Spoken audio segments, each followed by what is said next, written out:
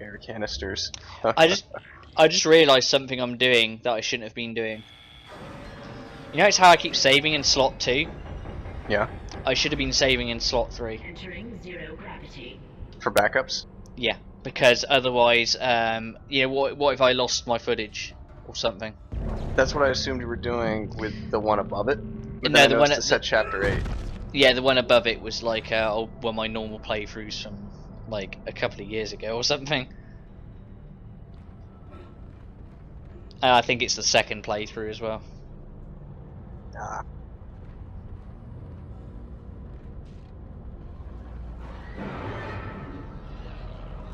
But that was on this this account. Yeah, fuck your shit. I'm going.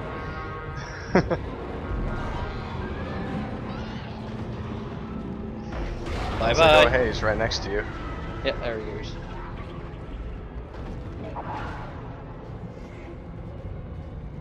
Looking for, Yeah, looking for another. Ah, there he is. Okay, and how? And he just flew right past my face. He is now putting... I love watching like all the bits like spaz out. I wonder what happened to the people that got made into those. Did they just like get cut in half so the spine grew out into that tail? I think we're reading a little too much into this. I think it's just game design is what it amounts to. I know what you're saying. I was always confused, like, how does that work? Is his legs running around somewhere? That was my thought, is it's probably his legs are running around somewhere. Well, I mean, you could see what happened with all the others. Yeah. We know what the babies are. It was just like, I wonder what he is. Well, that was the other. Maybe they had like a cripple ward somewhere. People that didn't have working legs. Oh, harsh use of words, Leviathan. What word would you use then? Disabled. Disabled. I'm sorry. A work-related accidents thing. Because remember, this is a mining ship. Yeah, workman's comp. Yeah, there we go. Workman's comp. We're gonna turn you into a necromorph. Don't worry, you won't need those legs. You can run around on your arms. Generator module attached. Oh man, I did that a bit close. I didn't take any damage, though, luckily. So you're trying to juggle for the money there. Yeah. I love money juggling. Who doesn't love money? Is that what? That's like a description of what prostitutes do when they give guys hand jobs, isn't it? Juggling for money. Maybe. Maybe. Okay. I can roll with So that. I would have said something to do with salads. So.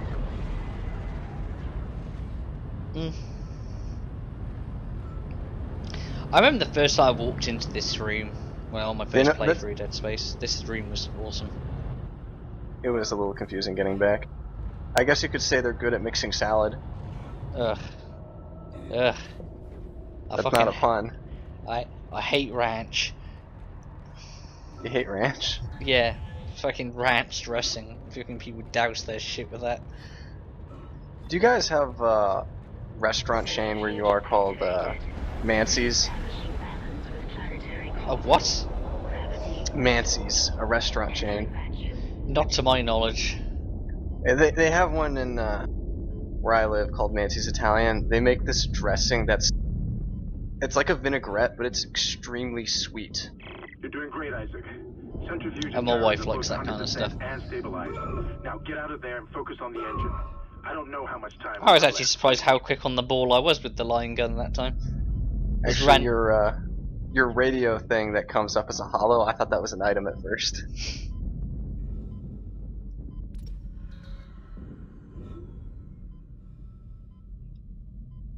Huh.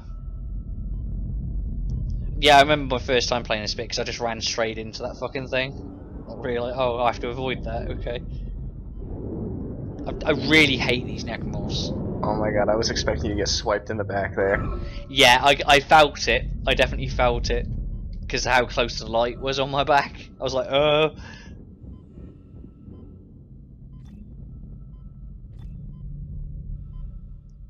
I also know what's coming next, which is why I've pulled the pulse rifle out. Because everyone knows. I tried to use the contact beam for it once. Mm, It didn't charge quick enough. that and the aiming's really fucking weird. You'll see what we're talking about now. Exiting. For anyone who doesn't know. So it's like, oh fuck, what's that? Oh shit, I'm so scared. Oh. Right, here we go, the fucking finicky aiming. It's like, I see Japan's made its way on the ship. yeah. Well, it is the Ishimura, you know? Yeah. Robaz would be so proud. He loves his Japanese tentacle shit. I'm kind of disappointed that the tentacle disappeared. Yeah, it doesn't look very good when it disappears. It looks really bad, actually. Well, actually, it was more like I would have preferred it stayed around. It would have had a much more scary effect.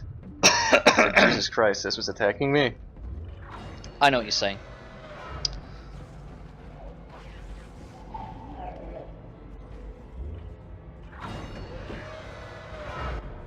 Oh yeah, this guy. I do something very stupid.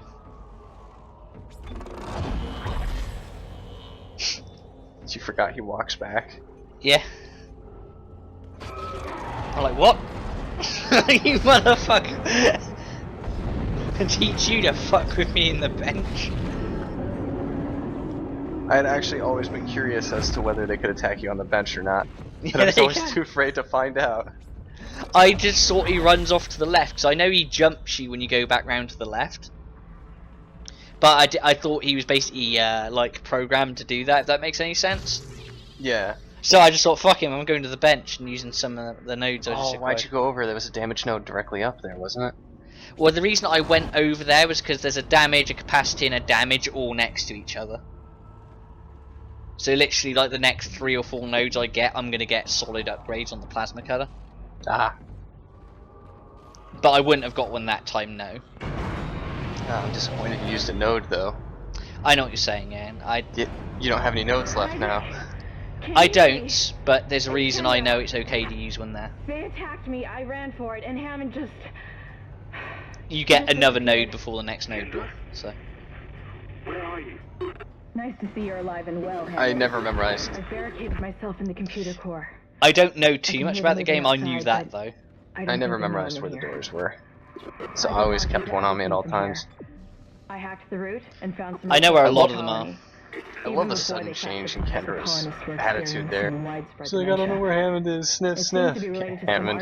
Kendra? He's like, oh, hey. Something called Yeah. a marker. Instant 180. I'll keep looking. Yeah, well, it's like it's something to do with the plot, maybe, isn't it? You know? To the engine chamber Like Yeah, some but you don't sort of- really notice it until you already know the plot. Yeah, it's kind of funny. Like you actually do get like, oh, this is actually really well kind of voice acted and shit. It's really clever foreshadow. Yeah.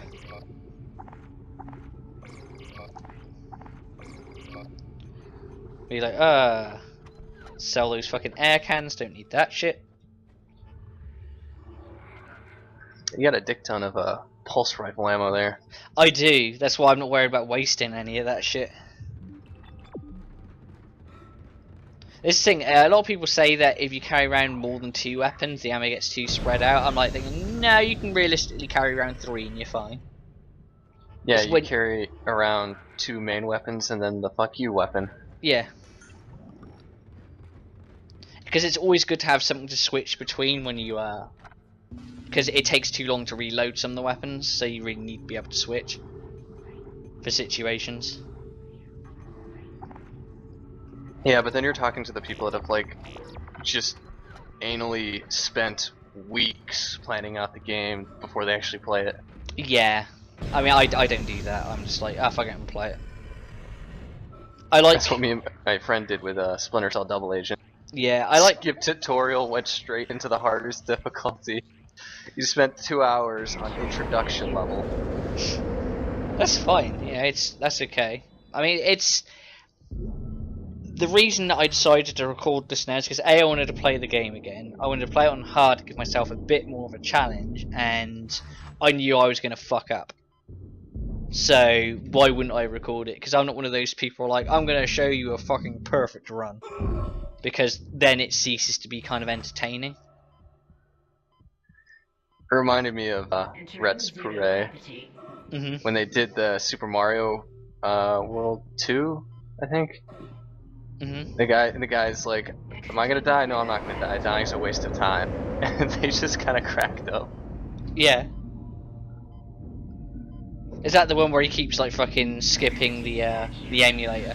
Like No, not what? skipping the emulator. He's going through all the world skips. Oh. Yeah, okay. Oh, this room. This room is really unsettling. But nothing ever fucking The happens. first time me and my friend went through this, we're like, Jesus Christ. It's just turned off the volume. It's fucking so loud.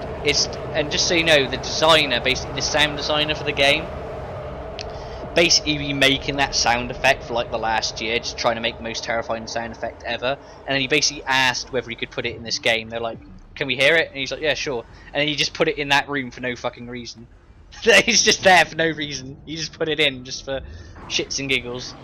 And I kind of like the cheekiness of that, I gotta be honest.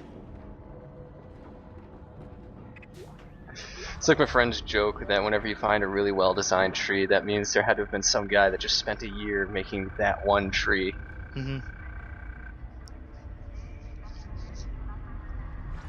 I love that text in 240p. Yeah, I know, man, it's so fucking legible. Like I said, won't make a difference to you guys because you're going to see it in 720. If you can handle 720, that is. I can.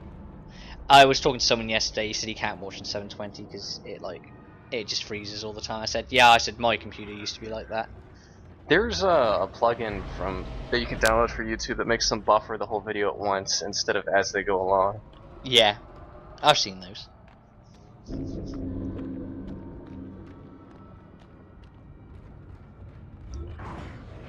I mean, like, the actual problem I have with YouTube is, like, I like to upload my videos, but I also like to watch YouTube, so naturally, being able to upload a video and watch YouTube at the same time would be nice, wouldn't you think?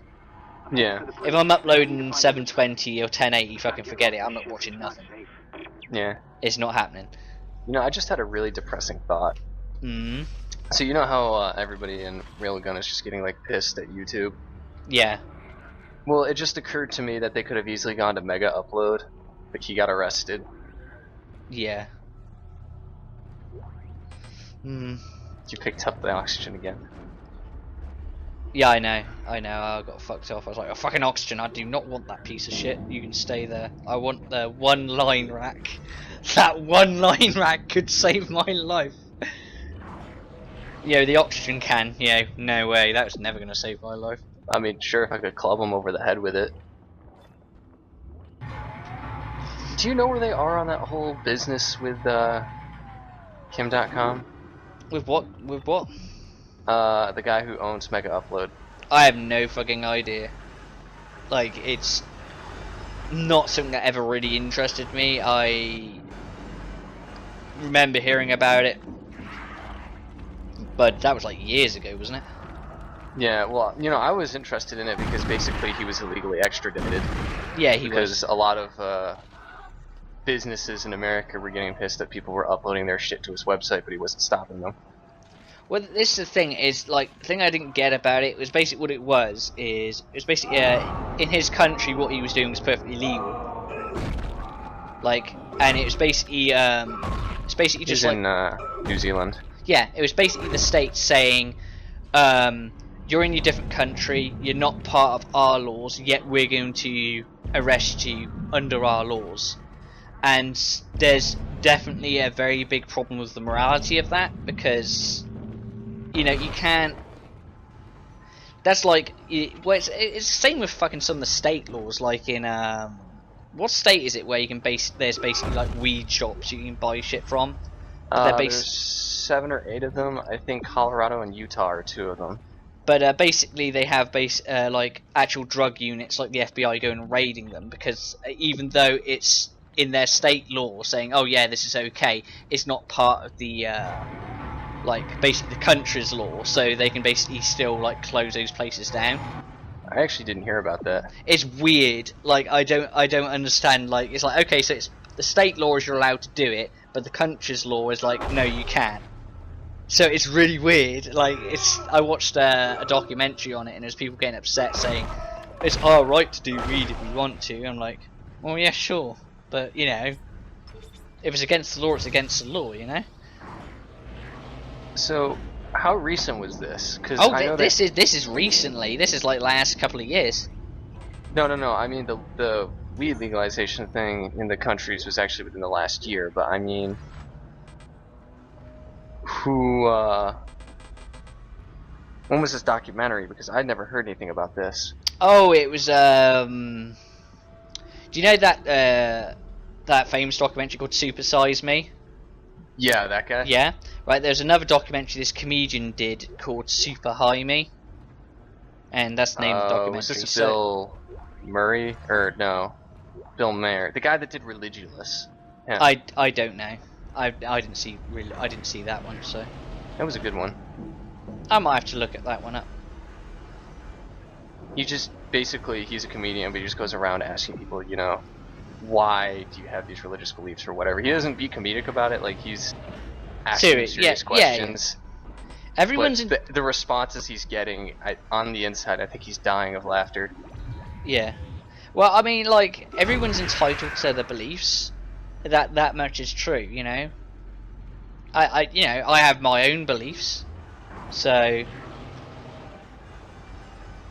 It's like how Hobby Lobby was suing the U.S. government because they didn't want to provide abortion insurance under Obamacare.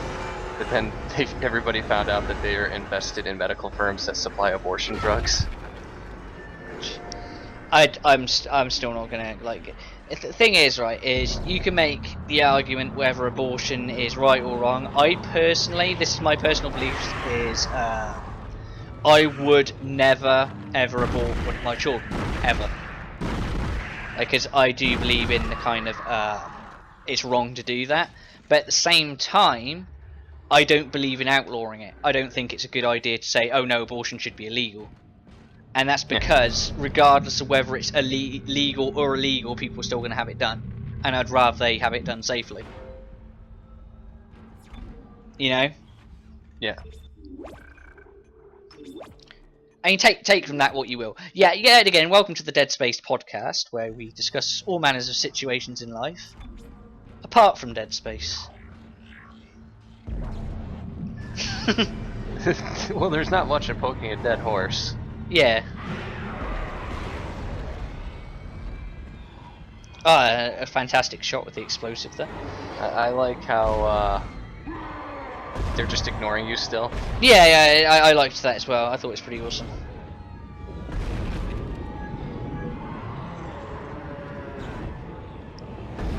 Yeah, I'll take care of you.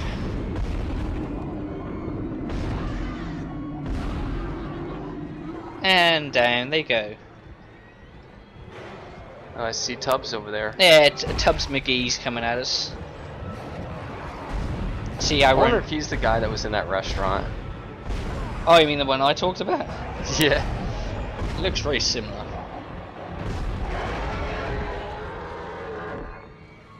That was the single most disgusting point of my life. Well, you can kick it off your bucket list. Yeah. And something to do before I die. Clear up some fat man's diarrhea in the place I work. No, just experience a point of fatness that you'd have literally no idea how to respond. Yeah.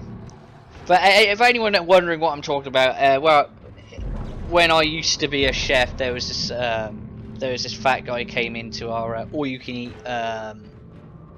like buffet basically, and he just proceeded to load up on all manner of food. And basically the entire time he was eating, apparently he was having really bad stomach problems and diarrhea, to the point where when this guy stood up, all this diarrhea hit the floor. It was fucking everywhere. Like, I'd never seen anything like it in my life. It's the fucking most disgusting thing I've ever seen, to the point of I wanted to punch this guy.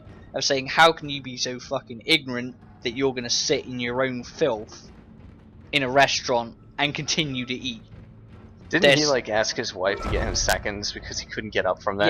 Yes, he did. Like his wife was getting up and getting him seconds. My guess was he was having diarrhea at that time, so he didn't want to stand up because he knew automatically as soon as we discovered he was doing that, we'd throw his ass out. And you know what? He was correct. Because we had to shut down the restaurant, like for like the next, like I think it was 3 hours, and then after I finished cleaning the mess up, because that's what designated first aiders do. You're designated to clean up bodily fluid. So after I finished cleaning it up, I literally said, I don't care what my boss says to me, I am going home. I am done for the day. And any arguments, I'm going to be like, well, I've just been cleaning up human excrement for the last hour. Do you really want me working in the kitchen? You had the box cutter that shit too, didn't you? Yeah, I basically what I had to do is the carpet was so soaked with his filth that we had to cut the carpet out and replace the carpet. Like, did you guys end up charging him for that carpet replacement? Because I can't imagine carpet in a restaurant could be cheap. It's it hard has to meet certain standards. It's hard to trace people with that sort of shit, but all that crap's insured anyway, so it didn't cost us anything. Oh, that's good. Plus, it was only a spare run off of the carpet anyway. We already had it, so. Well, yeah, but I mean, if you have to box cutter out a segment of it and then replace it, it also makes it look kind of bad. So it has a huge impact on the restaurant.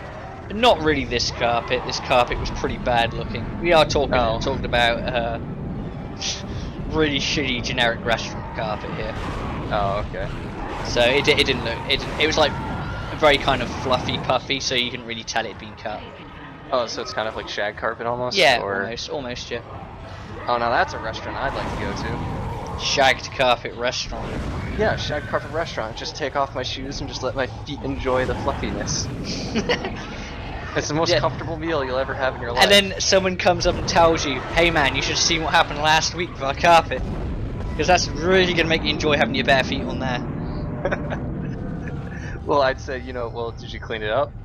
Yeah, well then what's the problem? Oh yeah, I suppose. I mean, for restaurants, they got some industrial grade shit in back for cleaning. Oh yeah, fuck yeah. Like,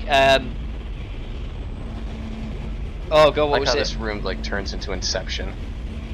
Yeah, it's like, boom. We used to use this cleaning detergent called, I think it was called Power Clean or Powerade. I'm not sure. Powerade. That. It's the drink? It sounds like a drink, doesn't it? No, it is a drink. Powerade is a drink. Powerade is a drink. It's one of the fucking shitty generic Gatorade ones, is it?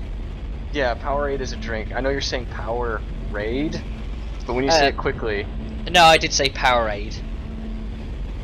But I believe it was called Power Clean. Was the stuff we used, and it was this bright fucking orange chemical, right? And if you get it on your hands feel like they're really soapy. And there's a reason for that. It's because that what it does is you think to yourself, oh, it feels like soap. So you think it's just like soap, is it? No, it's not. What it does is it actually turns the fat deposits in your hand into basically soap. It's designed to basically turn fat deposits into a cleaning agent. And functional. Okay, so the acids on your, or the fats and oils in your hands are fatty acids. So if it's turning it to soap, then it's saponifying it, so it's turning it into an ester. Yeah, there you go. See, this is why I like Leviathan, because he's done like chemicals and shit. That's if I'm drawing from memory from 4 years ago correctly. Damn it. Yeah. I'll start working on it from here. Isaac, meet me at the bridge. You can do more good here than I can. So unfortunately, guys, we're coming up to the end of the video. As entertaining as our conversations about fat diuretic people and the some of the questionable ethics of laws, and obviously other worldviews. Both me and Leviathan are very open-minded. You're free to leave comments on anything we've discussed. I believe we kept it very very liberal anyway. PG-13. PG-13. We're not offensive by nature at all. We're both very open-minded, and we can accept other people's worldviews. And I can accept another person's view, but I cannot accept them just disregarding others. Yes, that's the problem I have, is when someone tells me my view's wrong, or, oh yeah, the ring around the rosy bit. Oh Jesus. Yeah, I noticed when I was in the shop that there was a slight flash of an arm. I was like, what the fuck, is there one in here with me? So I exited out and he was literally right behind me. And I managed to get very lucky with the run around and he just missed me. Nice. But no, I mean, when you're outright telling someone that their view's wrong and that your view is 100% correct, and if it's to the point where it's just a belief that you're basing on something that you just believe in, then you can't really solidify that belief, if that makes any sense. You can't really say it's concrete evidence, same as I can't say my beliefs are concrete evidence. Oh well, that's the end of the part, guys. I'll catch you later, I guess. See ya.